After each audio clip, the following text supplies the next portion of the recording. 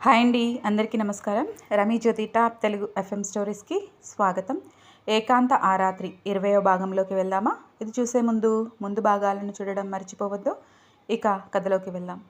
అప్పటికి మంచానికి తగిలింది ప్రణయ. అలాగే మంచంపై వెనక్కి పడిపోయింది. ప్రణయపై పడ్డాడు ప్రణవ్. అతని 2 భుజాలు పట్టుకుని నెట్టడానికి ప్రయత్నించింది ప్రణయ. నన్ను నీ పైనుండి నెట్టివేయడం కంటే నా బరువును భరించడం సులభం అన్నాడు ప్రణవ్ ప్రణయతో. పిచ్చి పిచ్చి వేషాలు వేయొద్దు, ముందులే అంది ప్రణయ. ఇంత దగ్గరగా వచ్చాక ఒక్క అడుగు కూడా వెనక్కి వేయలేను అన్నాడు ప్రణవ్. ప్రణవ్ ముందులే అంటూ బలవంతంగా లేపడానికి ప్రయత్నించింది. అలాగే పక్కకు దొర్లుతూ ప్రణయని తన పైకి లాక్కున్నాడు. ఇప్పుడు ప్రణవ్ కింద, ప్రణయ పైన ఉన్నారు. 2 చేతులు మంచానికి ఆనించి లేవబోయింది ప్రణయ. నడుమును చుట్టేశాడు ప్రణవ్. అలాగే పడిపోయి అతని కళ్ళల్లోకి కళ్ళు పెట్టి చూస్తూ ఏదో మాయ జరిగినట్లు అలాగే ఉండిపోయింది ప్రణయ. ప్లీజ్ లేవొద్దు, ఇలాగే ఉండిపో అని అన్నాడు ప్రణవ్. ఆ మాటల్లో, ఆ చూపులో ఏ మాయ ఉందో తెలియదు, కానీ ప్రణయ కూడా అడ్డు చెప్పలేదు. అలా ఎంతసేపు ఉన్నారో తెలియదు, ఎప్పుడు నిద్రపోయారో కూడా తెలియదు.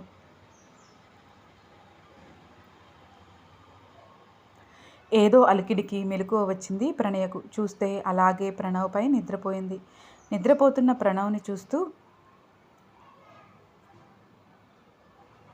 మాయలోడు మాటలతో చేతులతో ఎలా మాయ చేస్తాడో తెలియదు, ఏదో చేస్తున్నట్టుగా బెదిరించాడు. ముద్దుగా పడుకున్నాడు అనుకుని అతని నుదుటిపై సుతారంగా పెదవుల్ని తాకించింది ప్రణయ. అతడికి మెలకువ వచ్చింది. అలాగే ప్రణయ పెదవుల్ని బంధించేశాడు. కాసేపటి తర్వాత ప్రణయ గింజుకుంటూ ఉండడంతో వదిలేశాడు ప్రణవ్. లేచి కూర్చుని, రాక్షసుడా, జాలి లేదు నీకు అని అంది ప్రణయ. నీకు ఉందా రాక్షసి? ఇలా ఊరించి ఉడికించి చంపేస్తున్నావు. ఇంత దగ్గరగా ఉంటూ అంత దూరంగా ఉండడం ఎంత కష్టంగా ఉందో నీకు తెలుసా అన్నాడు ప్రణవ్. ఇప్పుడు తెలుసుకోవాల్సిన అవసరం లేదు, ముందు నువ్వు ఇక్కడి నుండి వెళ్ళిపో అంది ప్రణయ.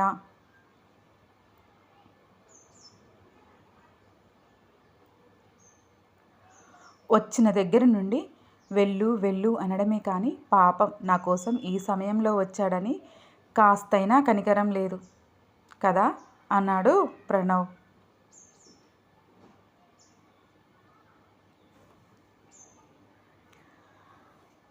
పక్కనే ఉన్న సెల్ చూపించి, చూడు టైం 5 అవుతుంది, కాసేపైతే అమ్మ వాళ్ళు లేస్తారు, మళ్ళీ నువ్వు వెళ్ళడం కష్టం.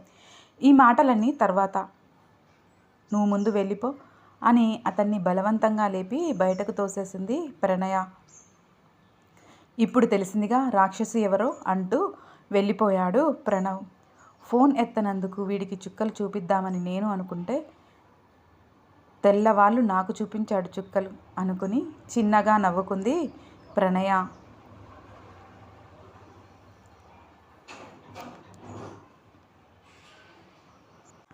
అలా వారి సరదాలతో రోజులు సరదాగా గడిచిపోతున్నాయి. ఎప్పుడు కూడా అన్ని రోజులు ఒకరివే అవ్వవు. ఆ చక్కని జంటపై కాలానికి కన్ను కుట్టింది. 4 నెలలు గడిచిపోయాయి. ఇంకొక నెల 2 నెలలు అయితే రాకేష్ని, నేను అడిగిన టైం అయిపోతుంది, తర్వాత ఏం చేయాలో ఆలోచించు అని అంది ప్రణయ ఆ రోజు ప్రణవ్తో. ఇంకో 2 నెలల టైం ఉంది కదా, అప్పట్లోపు ఆలోచిస్తానులే. మనిద్దరం లాంగ్ డ్రైవ్కి వెళ్ళి చాలా రోజులు అయింది, అలా వెళ్దామా అని అడిగాడు ప్రణవ్. ఏంటి ఎప్పుడు చూసినా మన పెళ్ళి గురించి టాపిక్ తీసుకువస్తే తర్వాత చూద్దామంటావు అంటూ కసురుకుంది ప్రణయ. ఏది ఏమైనా నీ మెడలో తాళి కట్టేది నేనే, నీతో సంసారం చేసేది నేనే. అలాంటప్పుడు పదే పదే ఆ విషయం గురించి మాట్లాడుకోవడం అనవసరం. ఎప్పుడో జరిగే దాని గురించి ఆలోచిస్తూ ఇప్పుడు ఉన్న సమయాన్ని ఎంజాయ్ చేయకుండా ఉండమంటావా? అసలే మనకు ఇంకా 2 నెలలు టైం మాత్రమే ఉంది అన్నాడు ప్రణవ్. దేనికి 2 నెలల టైం ఉంది? ఆశ్చర్యం ప్రణయలో.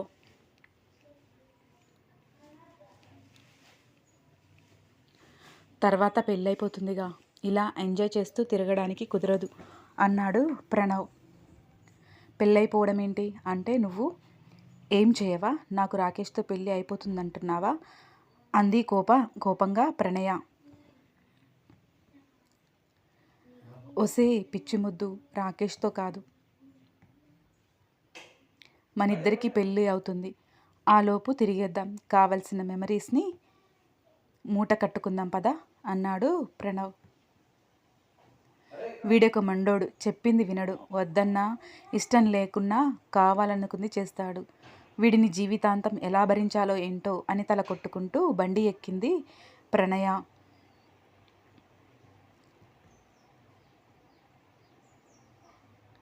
అలా ఇద్దరూ కలిసి బండిపై వెళ్తూ ఉన్నారు. ప్రణవ్ వెనకాల కూర్చొని అతని నడుము చుట్టూ చేతులు చుట్టేసి అతని భుజంపై తలవాల్చి కూర్చుంది ప్రణయ. వారిద్దరిని చూస్తే ప్రేమికులు అని ఇట్టే అర్థమైపోతుంది ఎవరికి అయినా.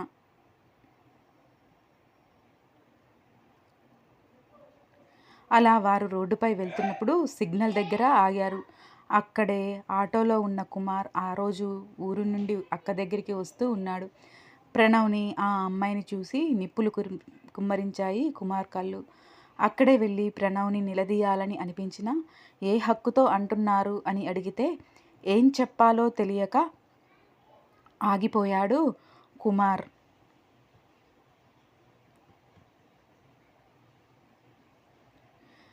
అదే కోపంతో ఇంటికి వెళ్ళాడు కుమార్. చెప్పా పెట్టకుండా వచ్చిన తమ్ముడిని చూసి ఒకవైపు ఆనందం, ఇంత సడన్గా ఎందుకు వచ్చాడా అని ఆశ్చర్యం వసుధలో. తమ్ముడికి ఎదురొస్తూ ఎలా ఉన్నావురా అని అడిగింది వసుధ.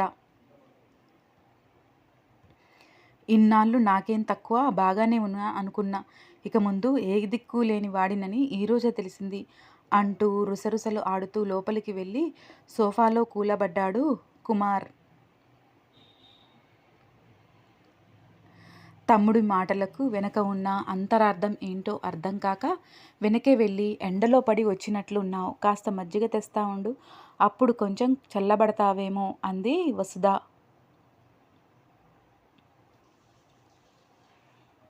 ఏ మజ్జిగ అవసరం లేదు, ముందు ఇక్కడ కూర్చో, నీతో మాట్లాడిన తర్వాత మంచినీళ్ళు కూడా తీసుకోకుండా బయటికి వెళ్ళిపోవాలో కూర్చుని భోజనం చేయాలో ఆలోచిస్తాను అని అన్నాడు కుమార్. ఎప్పుడు అలా మాట్లాడని కుమార్ ఈరోజు ఎందుకు ఇలా ఉన్నాడా అని ఆలోచిస్తూనే ఏమైందిరా, ఎందుకు అలా ఉన్నావు అంటూ వచ్చి పక్కనే కూర్చుంది వసుధ. నువ్వు నాకు ఏం చెప్పావక్క అన్నాడు కుమార్. దేని గురించి మాట్లాడుతున్నావు అడిగింది వసుధ. నా కూతురు ప్రణతి గురించి అన్నాడు కుమార్. కొత్తగా చెప్పేదేముంది, ఎప్పుడు అనుకుంటున్నదే అని అంది వసుధ. అది కాదు, మళ్ళీ ఇప్పుడు చెప్పు అన్నాడు కుమార్. నా మేనకోడలు నా ఇంటి కోడలు అని చెప్పాను అంది వసుధ. ఆ విషయం నువ్వు ప్రణవ్కి చెప్పావా అన్నాడు కుమార్. చెప్పేదేముంది, వాడు ఏ విషయంలో కూడా నా మాట కాదనడు నమ్మకంగా అంది వసుధ. నువ్వు ఇలాగే అనుకుని కూర్చుంటూ ఉండు, వాడు బయట ఆల్రెడీ నీకు కోడల్ని వెతికేశాడు అన్నాడు కుమార్. ఏంట్రా, ఏం మాట్లాడుతున్నావు ఆశ్చర్యంగా అంది వసుధ. అవునక్క, వస్తూ చూసా, వాడి బైక్లో ఎవరో ఒక అమ్మాయి అని అన్నాడు కుమార్. కుమార్ బైక్ ఎక్కినంత మాత్రాన నువ్వు అలా ఎలా అర్థం చేసుకుంటావు? ఈ కాలంలో అబ్బాయిల స్నేహాలు సర్వసాధారణం అయిపోయాయి. వారు కూర్చున్న విధానాన్ని చూసి నేను అంచనా వేయగలను.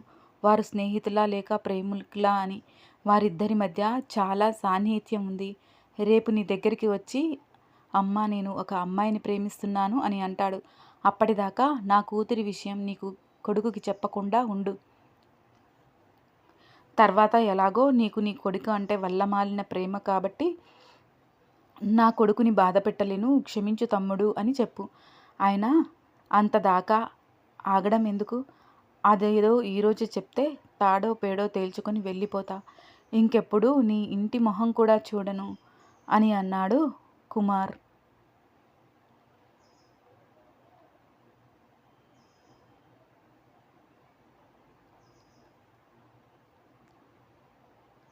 కొనసాగుతుంది. వసుంధర ఎలాంటి నిర్ణయం తీసుకోబోతుంది?